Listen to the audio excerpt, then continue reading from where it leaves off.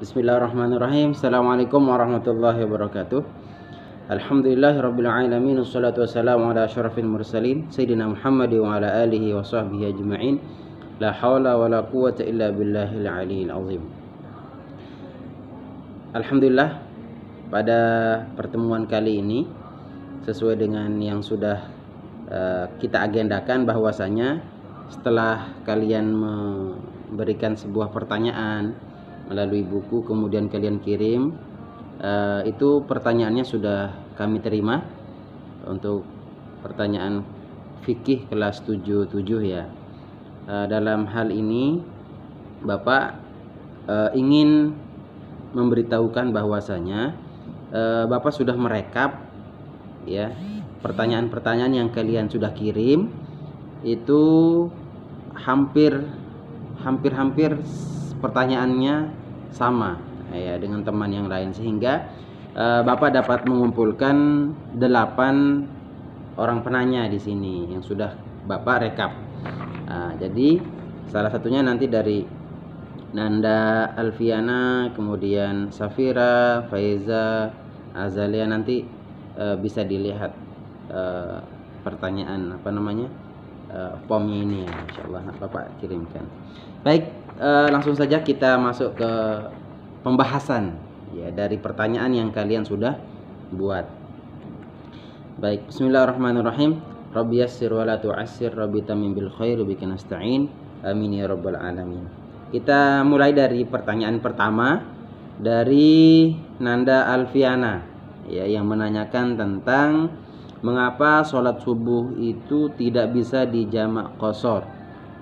Ya jelas ya, kalau yang disebutkan dalam hadis itu bahwasanya yang bisa dijamak qasharkan itu adalah sholat zuhur, asar ya, itu yang bisa dijamak qashar. Kemudian maghrib, isya itu hanya kalau maghrib itu hanya dijamak dengan, tidak bisa diqashar, namun bisa dijamak dengan isya.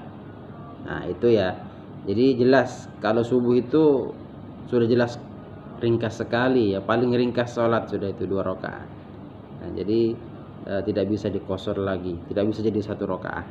Ya, kurang baik apa lagi ya, Allah Subhanahu wa taala memberikan kita sebuah dispensasi keringanan tentang rakaat yang 4 menjadi 2. Itu sudah sungguh luar biasa ya, bagi agama itu luar biasa pemberian dispensasinya. Jadi bagi sholat subuh itu tidak ada jamak dan qasharnya, karena mau digandengkan dengan sholat apa kan gitu. Itu jadi sholat subuh tidak ada. Itu Nanda Alfiana ya. Kemudian pertanyaan dari Nanda Apriliana. Ini apa saja syarat sah sholat fardu, jamak dan qashar? Nah, ini pertanyaannya. Sebenarnya kalau dibaca teliti lagi bukunya itu sudah jelas di situ disebutkan syarat-syarat sholat yang bisa dijamak dan yang bisa diqashar. Ya, namun tidak masalah ya, Bapak ulang kembali biar tambah faham ya. Jadi sekali lagi Bapak katakan bahwasanya penanya ini mewakili teman-teman yang lain. Ya, pertanyaan teman-teman yang lainnya itu hampir sama ya pertanyaannya. Jadi ini mewakili saja. Jadi Nanda Apriliana itu bisa dilihat bukunya ya, atau teman-teman yang lain, bahwasanya syarat sah ya sholat itu dijamak itu salah satunya adalah baru bisa dijamak ketika dalam berpergian atau dalam perjalanan musafir ya, yang ketentuannya nanti 2 marhalah ya, atau kurang lebih 90 kilo atau 100 kilometer ya, itu batas daripada baru boleh dia melaksanakan jamak ya. Kemudian syaratnya juga baru sholat itu bisa dijamak harus dalam dia yang di sholat yang ia akan jamak itu harus 4 rakaat. Jadi sholat maghrib yang 3, sholat subuh yang 2 itu tidak bisa mohon maaf, ini qashar ya. Jadi yang dijamak itu sholat zuhur, zuhur dari asar ke zuhur boleh, atau sebaliknya jamak takdim atau jamak takhir. Kemudian maghrib ke isya atau isya ke maghrib ya. Jadi itu yang syaratnya ya, baru boleh melaksanakan jamak. Kemudian kalau dia qashar itu syaratnya hampir sama ya. Syaratnya tadi dia dalam perjalanan juga, yang musafir yang panjang. Kemudian sholat qashar boleh dilakukan bagi mereka yang dalam perjalanan ya, sebagaimana sabda Rasul disebutkan dalam hadis riwayat Imam Abu Dawud, di situ bahwasanya an Syu'bah qala sa'altu Anas bin Malik an qasri sholati faqala kana Rasulullah sallallahu alaihi wasallam idza kharaja masirata thalathati amyal aw thalathi farasikha syakka Syu'batu yusalli rak'atain. Itu riwayat Abu Daud ya. Bahwasanya kata Nabi, saya apabila Rasulullah sallallahu alaihi wasallam berjalan berpergian, kemudian sejauh kira-kira 3 mil atau 3 parsakh ya, atau dalam sebutan kita itu dalam fikih itu biasanya 2 marhalah ya, 100 kilo lebih, 100 kilo, maka beliau sholat 2 rakaat. Artinya sholat zuhur 2 rakaat, sholat asar 2 rakaat, dan seterusnya ya. Itu. Kemudian syarat qashar berikutnya itu jarak perjalanannya adalah jarak yang membolehkan qashar tadi ya. Kemudian perjalanan yang dilakukan bukan untuk maksiat. Jadi betul-betul perjalanannya ya untuk misalkan berdagang, atau untuk menuntut ilmu, atau dia mudik ya, itu termasuk silaturahmi, maka itu boleh mengqashar ataupun jamak qashar salatnya. Itu nanti bisa diperjelas lagi, bisa dibaca kembali di bukunya ya, tentang syarat sah baru sholat itu bisa dijamak dan qashar. Itu Nanda Apriliana. Baik, pertanyaan berikutnya yang ketiga dari Nanda Azalea ya. Itu pertanyaannya, mengapa sholat maghrib tidak bisa dijamak? Ini hampir banyak tadi yang nanya juga teman-teman yang lain, bahwasanya sholat maghrib itu tidak bisa dijamak. Mohon maaf, ini pertanyaannya harusnya diqashar ya. Kalau maghrib itu bisa dijamak, sholat maghrib itu bisa dijamak ya, jamak dari maghrib sholat isya ke maghrib atau maghrib ke isya, itu jamak takdim. Kita sholat isya pada sholat maghrib boleh kita menjamak, namun tidak bisa diqashar tadi itu ya. Jadi mengapa sholat maghrib tidak bisa dijamak? Bisa dijamak ya. Misalkan mau jamak takdim, mendahulukan sholat kita tarik sholat isya ke maghrib, boleh. Itu namanya kita melaksanakan sholat jamak takdim pada sholat maghrib, kita tarik waktu isya ya, sholat isya maksudnya. Paham ya? Baik, berikutnya dari Nanda, apakah boleh sholat qadha diqashar? Dia punya sholat yang telah luput, atau dia pernah tidak melaksanakan sholat karena ketiduran ataupun misalkan sengaja pada waktu sebelumnya, maka itu wajib diqadha, atau wajib diganti dengan sholat ya. Kalau dia tidak sholat subuh misalkan, maka dia harus sholat subuh. Maka ketika dia sholat subuh di luar waktunya, artinya tidak pada waktu sholat subuh, karena sudah luput waktunya, maka dia niat qadha. Nah, pertanyaannya, apakah boleh mengqashar sholat qadhanya? Itu jelas ya, dalam syarat yang diqashar itu nanti tidak ada masuk ini ya, artinya tidak boleh sholat qadha itu diqashar. Dia misalkan pernah tidak sholat 2 hari, kemudian pada sholat zuhur, asar, isya dia mau qashar, padahal dia niatnya qadha ya, dia mengganti sholat yang telah lalu, maka itu tidak boleh diqashar. Misalkan Ustaz, kita musafir. Kemudian ketika musafir baru kita mengqadha sholat kita, ya, mengqadha sholat kita yang telah lalu.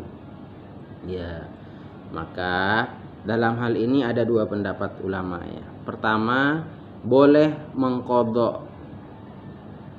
mengqashar sholat qadha dia asalkan dia saat itu berada dalam perjalanan yang membolehkan qashar, ya, yang dibolehkan qashar. Kemudian ada yang mengatakan tidak boleh mengqashar sholat qadha, ya, karena sesungguhnya dia luput pada waktu selain musafir atau dalam keadaan biasa-biasa saja, maka harus diqadha dengan keadaan biasa-biasa saja. Artinya sebelum dia berpergian dia tinggalkan sholat, maka harus dia ganti dengan sesuai keadaan sebelum dia berpergian, seperti itu.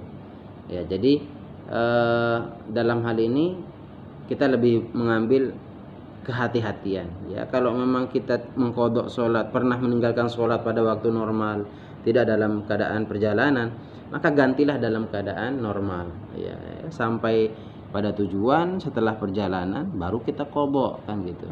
Ya, jadi tidak boleh mengqashar daripada sholat qadha. Ya, kecuali tadi kalau dalam perjalanan selama seminggu di dalam perjalanan menggunakan kapal laut misalkan, kemudian dia tidak sholat, apakah boleh mengqashar sholat qadha-nya? Dia mengqadha, namun mengqadha-nya harusnya pas pulang, ya, ketika dia pulang dari perjalanan seminggu lagi, itu dia qadha yang seminggu setelah lalu. Itu baru diperbolehkan, karena memang qadha dengan qadha-nya nanti sederajat, seperti itu, ya, sama. Jadi itu, ya, kurang lebih. Nanti dilihat lagi syaratnya. Nanda siapa tadi nih? Faiza Amelia, ya, yang bertanya. Kemudian pertanyaan dari Nanda Anindita. Kenapa saat kita musafir harus mengqashar sholat? Bagaimana jika kita tidak mengqashar? Jadi di bukunya atau di referensi lain itu sudah jelas, ya, bahwasanya hukum mengqashar sholat itu hukumnya mubah saja, boleh. Ya, kalaupun tidak kita mau sholat sempurna itu lebih bagus, ya. Namun karena Allah Subhanahu wa taala telah membolehkan dan kita mengambil daripada hazun minallah, bagian dari rukhsah dari Allah, keringanan dari Allah, itu kita ambil, ya. Dalam firman Allah dalam surat An-Nisa ayat 101, wa idza darabtum fil ardi falaisa 'alaikum junahun an taksuru minas shalah. Jadi kalau kalian berkelana di muka bumi, maka tidak berdosa bagi kalian untuk mengqashar salat. Artinya boleh mengqashar salat. Nah, jadi ini kita mengambil itu saja. Kalau memang tidak mau mengqashar, itu tidak ada larangan. Silahkan mau sholat lengkap itu sekemampuan kita lah. Ya, kalaupun mau silahkan. Namun kalau dalam hal ini tidak diharuskan, ya. Pertanyaannya di sini, mengapa kita harus mengqashar sholat? Tidak harus mengqashar. Boleh tidak, ya. Anindita. Bagus. Kemudian pertanyaan yang berikutnya yang keenam dari Nanda Safira. Apakah setiap sholat yang boleh dijamak sekaligus bisa diqashar? Belum tentu, ya. Sholat zuhur, asar, iya, boleh dijamak dan boleh diqashar sekaligus. Kita niat jamak dan kita niat qashar. Jadi sholatnya jumlah rakaatnya 4. Sholat zuhur 2 rakaat, sholat asar 2 rakaat, jadi 4. Itu kita niat jamak dan qashar. Kalau maghrib bisa nggak diqashar? Nah, tidak bisa, tapi bisa dijamak. Dia bisa dijamak maghrib ke isya atau isya ke maghrib. Nah, itu maksudnya. Jadi bukan semua yang boleh dijamak itu bisa diqashar, tidak. Maghrib tidak bisa diqashar, ya. Itu pertanyaannya dari Nanda Safira. Jadi kesimpulannya dari pertanyaan Nanda Safira, bahwasanya setiap sholat yang boleh dijamak itu tidak bisa diqashar, ya.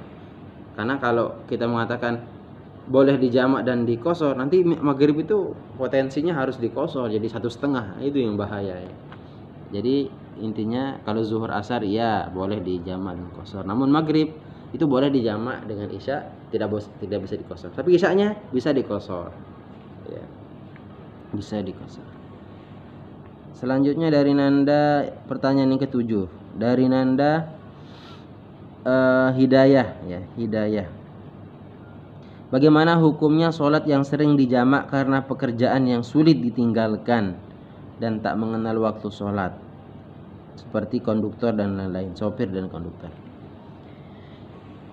Ini